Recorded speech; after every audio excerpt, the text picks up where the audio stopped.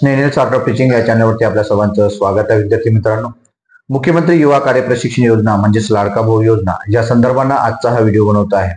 विद्यार्थी मित्रांनो, आपल्याला माहिती आहे की पहिले 6 महिने कंप्लीट झाल्यानंतर पुन्हा 5 महिन्याचा कालावधी या ठिकाणी वाढवलेला होता. म्हणजे संपूर्ण कालावधी हा 11 महिन्याचा कालावधी होता.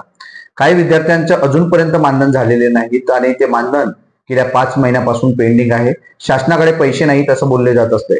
परंतु लाडक्या बहिणीचं काय, लाडक्या बहिणीचा जो निधी आहे किंवा लाडक्या बहिणीचा जो पेमेंट आहे हा कायमस्वरूपी हा सातत्यानं होताना दिसत आहे. परंतु लाडक्या भावांकडे शासनाचं लक्ष नाही, हे यातून आपल्याला दिसत आहे. या माध्यमातून ज्या वेळेला आपले युवा कार्य प्रशिक्षणार्थी जिल्ह्याचे समन्वयक असेल किंवा जिल्ह्याचे अधिकारी असेल किंवा जिल्ह्याच्या जे संघटना निर्माण केलेल्या आहे, मग तालुक्याच्या संघटना असतील त्याचे अध्यक्ष असेल, ज्या वेळेला आस्थापनाला विचारणा करायला जात असतात तेव्हा उडवडूची उत्तरं दिली जातात. कारण वरून आम्हाला अजूनपर्यंतही काही आदेश आलेले नाहीत ना आम्ही जेव्हा फोन करतो त्यावेळेला कोणत्याही प्रकारचं आम्हाला उत्तर दिलं जात नाही, तर आम्ही यावरती काहीच सांगू शकत नाही.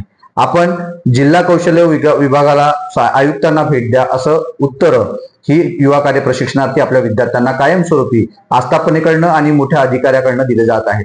नेमकं प्रॉब्लेम काय आहे यावरती विचारणा विद्यार्थी करत आहेत, परंतु त्याचं उत्तर आपल्याला मिळत नाही.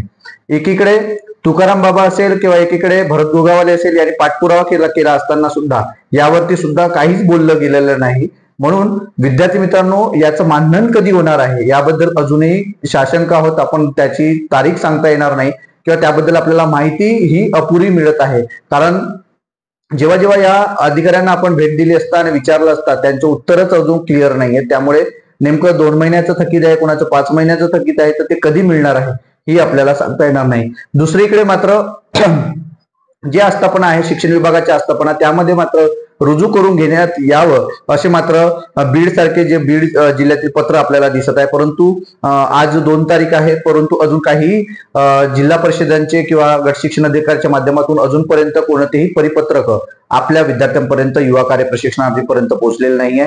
त्याबद्दलही त्यांचेही जॉईनिंगचं अजूनपर्यंत काहीही शाश्वती अधिकारी दिसत नाही.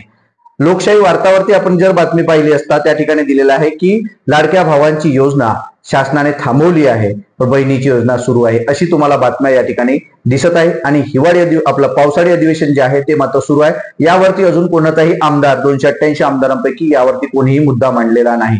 हे महत्वाचं आहे. याकडे आपल्याला जातीनं लक्ष देणं गरजेचं आहे आणि आपण आंदोलनाची भूमिका, आपण पत्रकारितेची भूमिका आणि आपण सर्व विद्यार्थ्यांनी या पत्रकार परिषद घेऊन आपण आपापल्या जिल्ह्याच्या लेवलला ही माहिती देणं गरजेचं आहे, ज्या माध्यमातून शासनाला जाग येईल आणि राहिलेलं मानधन आणि या विद्यार्थ्यांची जॉईनिंग लवकरात लवकर व्हावी यासाठीचा हा व्हिडिओ होता. यासाठीच हे अपडेट होतं. हे अपडेट आपल्याला कसं वाटलं हे नक्की कमेंट बॉक्समध्ये कळवा. अशाच अपडेट करिता आपल्या चॅनलला सबस्क्राईब करा. धन्यवाद.